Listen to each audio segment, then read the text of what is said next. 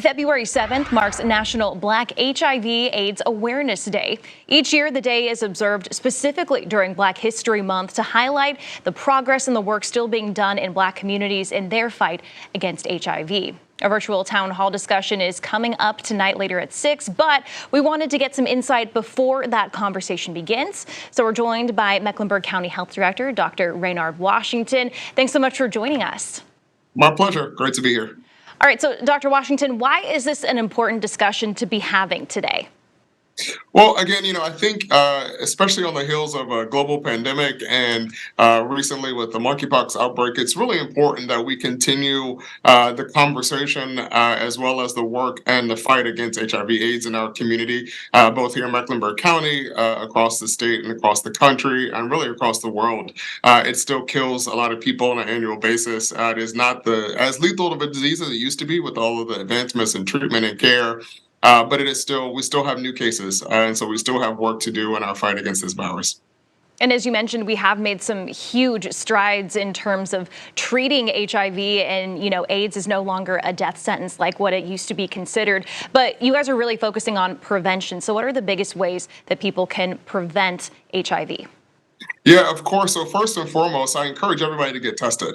One of the most important things we can do is to know our status, to ensure that we are in care if we need care, but more importantly, that we don't unintentionally transmit the virus to someone else.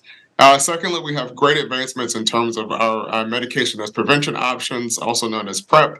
And so we offer PrEP at no cost for folks who can afford it at our health department locations. We have a PrEP clinic there, as well as we have a number of providers in the community that we partner with to provide free PrEP to our residents. And so I encourage folks to, of course, take those pathways. And of course, HIV is most commonly transmitted via sexual contact. And so practicing safe sexual behaviors is certainly an important aspect of prevention as well.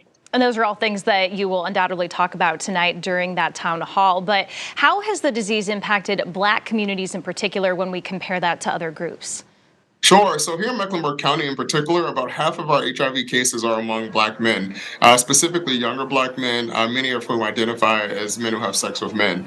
And so certainly that pattern continues here locally and has continued across the country. We estimate that roughly 3 in 4 folks living with HIV here in Mecklenburg County are African American, and so it's really important that we specifically focus on the Black community, given the grave disparities, both in terms of new cases as well as folks currently living with HIV in the community. So give us some quick details about that town hall that's happening.